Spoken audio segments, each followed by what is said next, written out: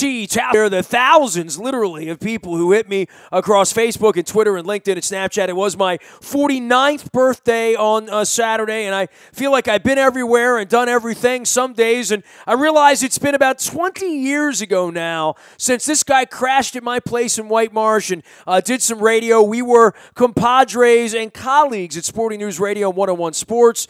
He is a longtime Chicago, Illinois guy. He is the AP Sports columnist out there. He's done everything from Olympics and World Cups and every sport imaginable. He's one of my favorite people all these years later. He is Jim Lickey from the AP. You can follow him at Jim Lickey, and that's Litke, as he likes to say, writer emeritus and follower of all things Chicago sports. And Jim, you know, I was in the second row of the press box in the fourth quarter behind all of your compadres, and I said they're sharpening their knives here to figure out how the Bears could possibly lose an 11-point lead with 5 minutes left to go in Baltimore, and they almost did it. But alas, all the ugliness you all have had to witness out there with the Bears, it was a glorious afternoon in Baltimore in the end, right? Well, yeah, it was for the Bears. I mean, the funny thing is they're one of those good bad teams. They're really a bad team, but they're more fun because they've been running a bunch of trick plays. They're bringing in a rookie quarterback. I mean, it's really a question of watching to see how and what they're going to screw up next. They had a pretty decent lead in that game. A good, solid team would have put it away gradually. The Bears are not that team, but you got to admit they are entertaining. Yeah, and okay, let's just start with Trubisky and all the nonsense around him, Glennon and all that stuff. Now the kid's come in and won a game. He damn near won a game on Monday night up in Minnesota, right? First time out. Looks a little different. I mean, it doesn't look like Cutler anymore. It certainly looks like something that the fan base and the people around the team can say, well, maybe we're on the road to figuring that out.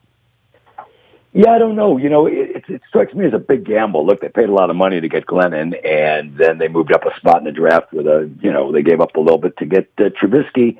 And neither of these guys had a resume that you'd invest, at the bank on. And yet that was going to be the Bears' strategy. What they've evolved into is a John Fox dream. I mean, they ran the ball twice as often as they passed it today.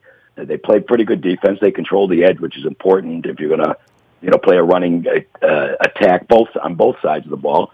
And so they won a football game. But, I didn't see that much from Trubisky. He made that one good throw when he got flushed out of the pocket. They're trying to get him to stay in the pocket. I mean, this is just one of those teams that doesn't have a real distinct identity, although today they look like they're started towards one, and that's pounding the football. We'll see what happens when they run up against a team that, can defend on the line. I always thought of the Ravens as monstrous across the front line with great linebackers, and that's not the way they look today. Well, it is interesting because the Bears beat the Steelers too, and they did it running the football. And Jordan Howard. Look, we haven't seen the greatest backs, and I don't even know who we would call a great back. There's no Walter Payton in the NFL right now. I mean, Adrian Peterson ran around now in his third organization running the ball, but as far as special backs, a lot of backs by committee, different scat back, third down, situational guys you want to line up wide and have them run. The kid Jordan Howard's the best running back I've seen this year, and it's not because he had 167 yards.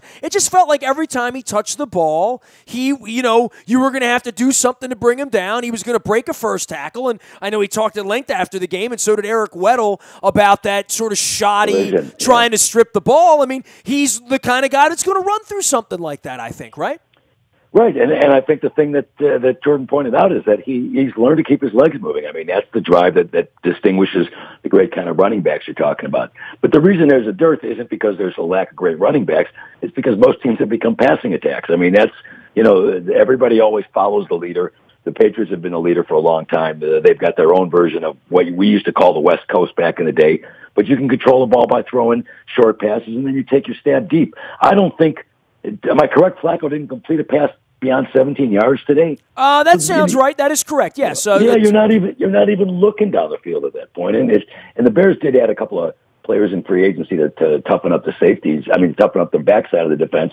But you wouldn't call them great by any means. They're a good John Fox defense. They got a little more pressure today than they have, and they did against the Steelers too. You're right, but they also had to go into overtime to win that. It's still an anemic offense, and if you're going to depend on a running back, you're going to wind up in that 17-point range, maybe 20 points basically every week. you're not going to beat the best offenses in the NFL. Look at what the Saints scored today, 52, if I remember correctly, and the Lions played halfway decent defense. Yeah, well, you go a long way back to the days of Dave Tobe to see special teams. That Chicago was special when the Devin Hester era. I tell you what, special teams almost cost them the game, and you always hear about that warning of the third part of football, offense, defense. Don't forget about the special teams. We got a really good kicker here, so we're aware that we've had a really good punter here for 15 years in Sam Cook. We're aware of that as well, but seeing returns like this, that was a Harbaugh dream from his special teams era, but certainly does not reflect well upon the Bears. No, as I said, I wouldn't. There's a lot of teams I'd trade the roster with wholesale, including Trubisky on there, because again, he may turn out to be a great quarterback. We won't know that maybe by the time John Fox is 2 or 3 years out of town. He threw 16 passes today. I think it was 16. Might have been a couple 16 more. passes. That's correct. 8 for 16. Correct. Yeah, so that tells you that they're clearly not going to let him win the game for them. That's not the idea, and I think the Ravens tried to force them into that, and they did, and then they couldn't control the edge, and Howard bounced outside a little bit. I mean, the thing, as I said, that's interesting about the Bears is in the midst of all that pretty much mediocrity, you get that play like Tariq Cohen on the option throwing the ball for a touchdown. 2 weeks ago, they had the punter throw a touchdown pass. That's no special teams, and trick plays is no way to try to win football games week after week. It's great once in a while, but if you're relying on that kind of an attack, you're not going very far. And if you can't defend those attacks, you're going to start to lose the close ones. And the Bears, they shouldn't have been close, but the Bears made it close, and then they almost coughed it up. The funny thing is, we started with you talking about watching the Chicago guys starting to sharpen their knives. Well, those knives are always sharp. I mean, this franchise has been pretty weak for a while if you look at it realistically. I mean, there was all the chaos with Jay Cutler. They tried to change from what had been a defensive paradigm, a team that drafted and paid for defense, to an offensive team. It didn't go real well. Cutler had a big hand in that, but it wasn't all him. And, now they're kind of between two poles. They have a good, mediumly good defense, and they've got a really poor offense. And as I said, that's no formula for anything other than losing a lot of football games. Other than Mike Wallace running around out there for both of these squads, I mean, there's not a plus receiver anywhere to be found. And we have our own problems around here. And obviously Macklin not playing on Sunday was an issue. But the drop passes, the deflections, the balls bouncing off guys' a chest and going into the Bears' hands. I mean, it was just really, really a sloppy effort on the Ravens side. And it's reminiscent of how bad they looked against Pittsburgh 2 weeks ago at home, and how bad they looked in London on that morning that everyone's stomach was turned before brunch was served when they're losing 44-0 to Jacksonville over there. They look like a bad football team, the Ravens, on Sunday, Jim.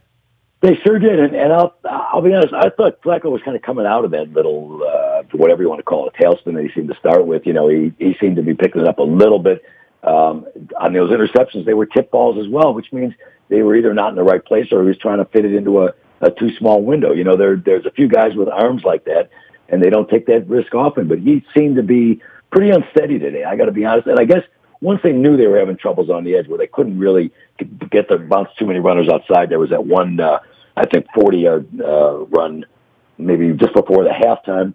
But other than that, the Ravens were not having a lot of success, even mixing it up.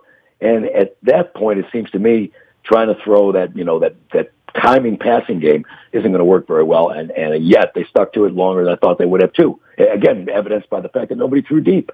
Well, Flacco threw one 65 yards from, we call that a Kyle Bowler punt if it comes down the other side, Jim. But he did unleash one that we haven't seen him throw the ball that far through 6 games. And certainly was plenty of speculation, the first 2 weeks where the offense was sort of coned up, they took the ball away 5 times in week 1, 5 times in week 2. The offense wants to hand the ball off and not expose Flacco to much. But, Flacco did not look horrible. He hit guys between the 1 and the 1 and the 1 and the 2, and guys were dropping the ball, and Matthews fell in the end zone.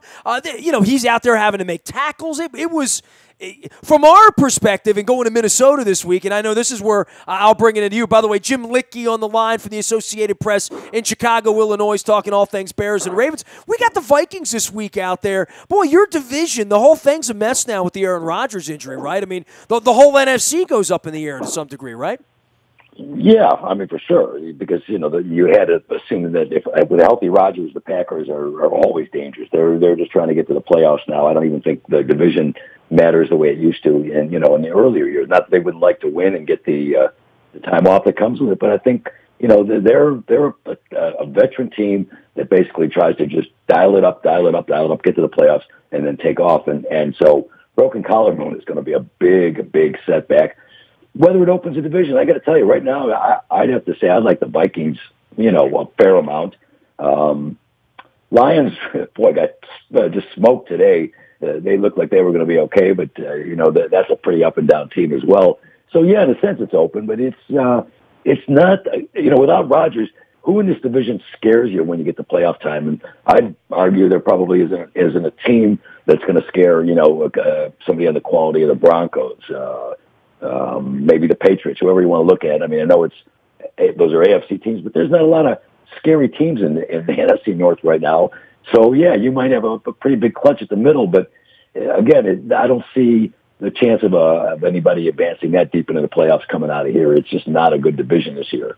Jim Litkey's work appears at WNST.net as a Chicago sports correspondent for the Associated Press. You can follow him at Jim Litkey out on Twitter. That's Litke. And he is Olympics, Super Bowls, World Cups. He's done it all, including another dose of Chicago madness on the north side with the Cubs and the Dodgers. And I'll wrap that up in a couple of minutes. But I do want to get back to the Vikings this week. Jim, we play them. Now, there's an organization where you talk about resiliency. I mean, everything from Zimmer's eye detached retina to the Adrian Peterson mess and then the fallout of all that and the new facility. They're on a third quarterback. Case Keenum came out of a tree and beat us 3 years ago down there in Houston as a member of the Texans, and he's winning football games. And now it looks like Bradford might not be around. Bridgewater might come back. There's a lot of question marks for a team that you would say, well, they're the favorite, and I'm not disagreeing with you, and we got to go up there and play a game up in that new facility this weekend.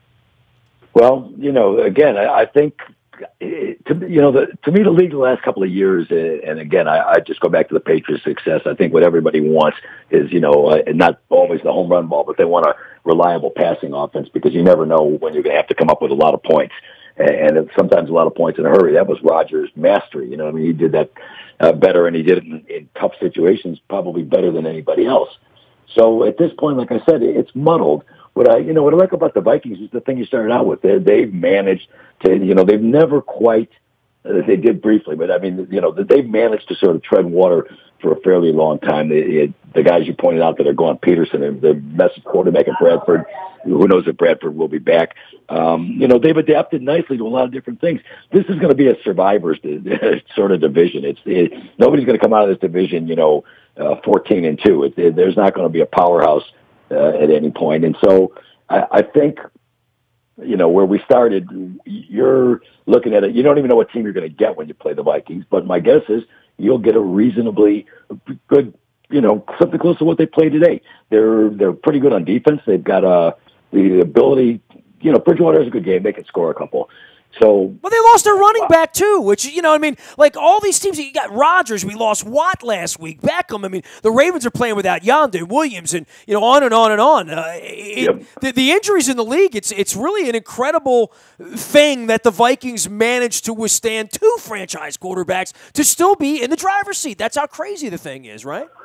Yeah, and again, I think a lot of that is, the NFL has always been a tough league. I remember talking to lots of guys years ago when we first started talking about guys bulking up in the game, and they just said, at some point the guys are getting so big and they're so fast and so athletic that you're going to have situations where, incidental contact starts to hurt guys. I mean, you saw the play that Rodgers went down on. That didn't look to me like a broken collarbone. It looked to me like he got rolled over on his side a little bit, and yet these guys are so big and so heavy and so fast, and even throwing a quarterback down, which shouldn't result in that kind of injury, you're going to see that happen. I mean, I think at some point they're going to have to open up the rosters, by the way, maybe 7, 8, 10 more guys. They're going to need, if we ever get a real-time test for concussions, they're going to have to add another 10 guys per squad, maybe 20 guys per squad, because you'll have to rest guys every couple of weeks.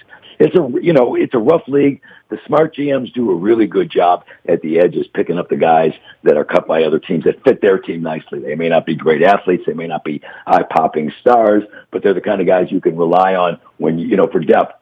So it becomes a war of attrition at some point, and especially in a situation like we've got here in the NFC North, where guys are going down. As you just mentioned in Baltimore as well, where guys are going down pretty frequently. You got to be really, really deep, and you got to be able to think ahead. That's why I said the Vikings have done a fairly good job of it so far, because they've been thinned out the quickest. So, we're at a juncture of the season. We're basically a third of the season, a little bit more than a third of the season. And I think, the tableau hasn't been set yet. But as I said, if I had to pick somebody coming out of this mess of the North, I would probably still go with the Vikings, especially depending when we get a full report on Rodgers, how long he's down. He is Jim Litkey of the Associated Press in Chicago, Illinois, talking some Bears and Ravens. You can follow him out on Twitter at Jim Litkey as well. The last thing for you, and this isn't anything on the field with the Cubs and the Dodgers. They're going to play this week, and the strategy will play itself out. But, I watched the Pearl Jam Let's Play 2 the other night after Game 1. I was at those shows at Wrigley Field, and all of the vibe, all of the magic, all the Eddie Vedder and the Theo and Joe Madden and all the cheers and family and all that. How does that stack up against what's going to happen here this week when they've won last year? I mean, I guess it's the same story. You covered the Red Sox for years and years, and I'm sure you were buzzing around Fenway and a part of all that when they were winning some games there, and they finally won. The city of Cleveland has finally had a parade now with the Cavaliers, so they're sort of off the hook. The Cubs are off the hook. What's it like the year after? Is it as urgent to win this year? Because certainly this isn't as good a team as the team from last year. No, and there's no question. They have said as much. They basically took the first half off getting over the hangover. Getting the champagne out of their hair. Sure.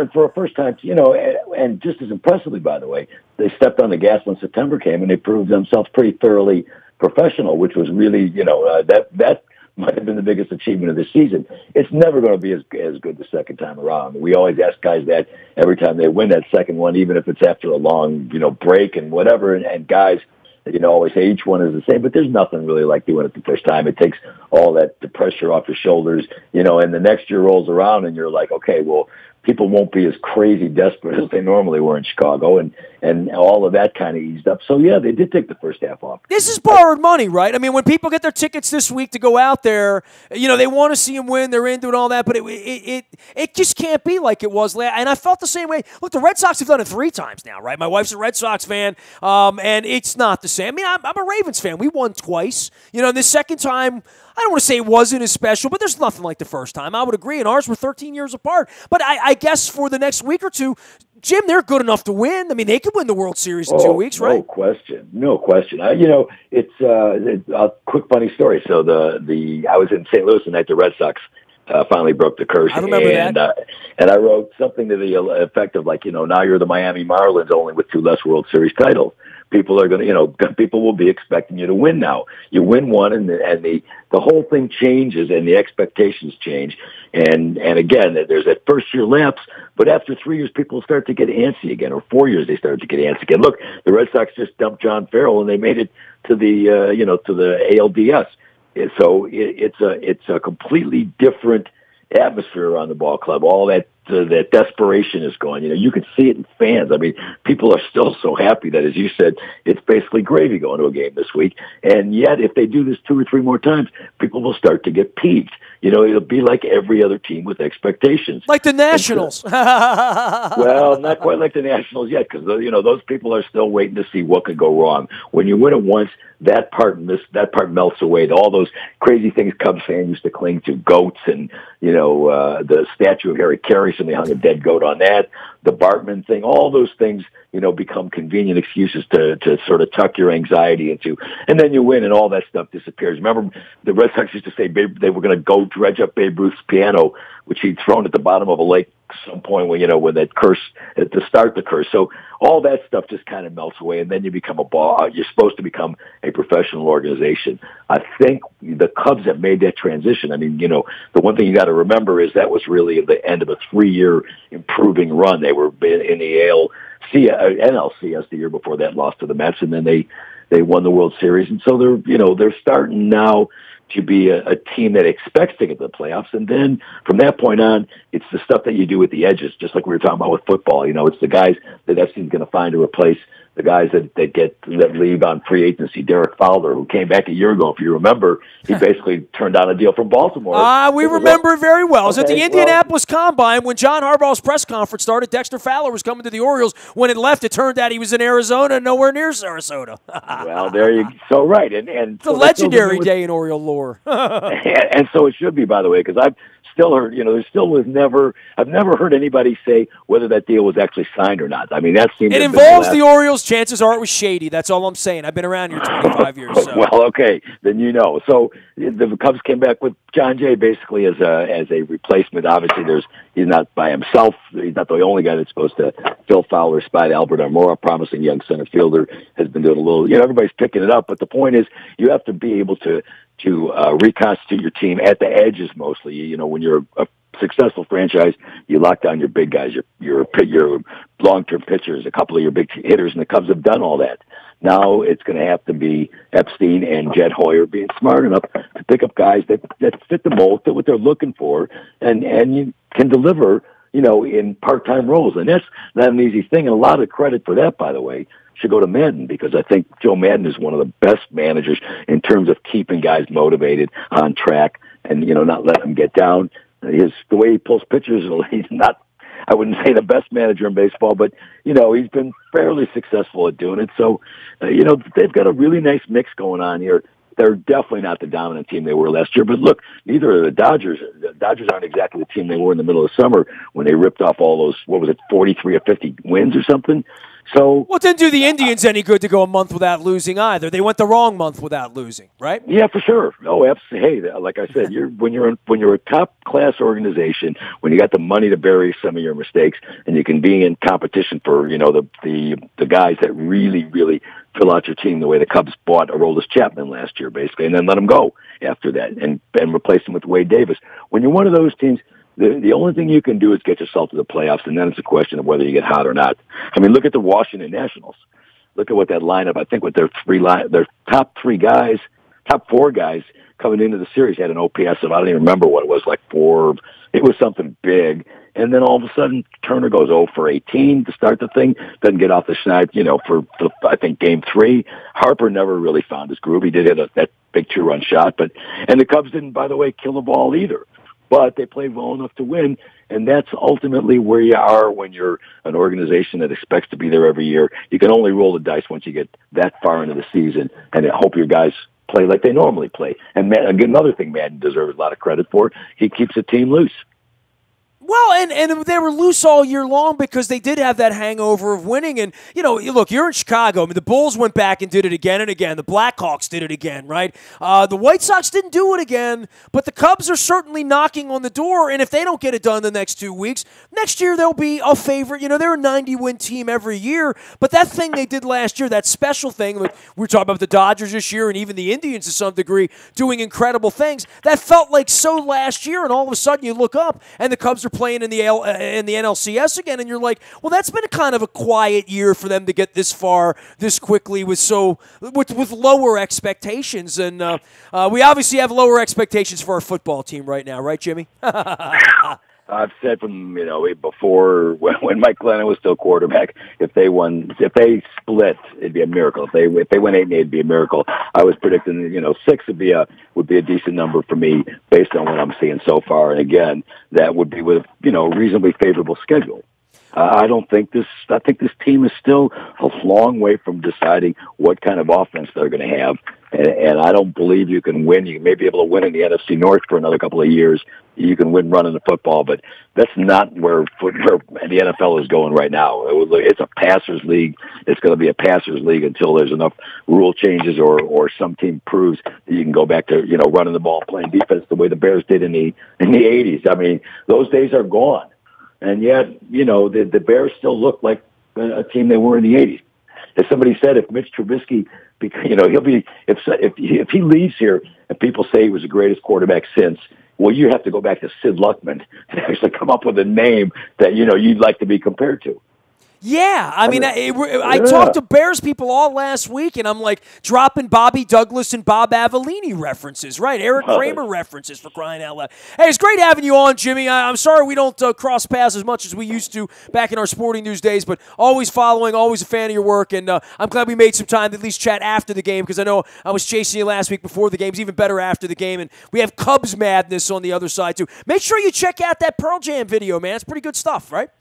I will, and he was here all the time, by the way, because it was magical for those guys too. Well, and that's the film captures that, and having watched that on the back end of seeing the Cubs try to do it again, and seeing the madness of last year versus the sort of calmly optimistic, we're back to being the fuzzy Cubbies this year and the underdog, because they're playing that role obviously all week long here. Might be playing it all month long if they wind up seeing the Astros or the Yankees for that matter. But Jim, great to visit with you, man. Thanks for taking some time. We'll keep reading you out at the AP, man. Always a pleasure, sir.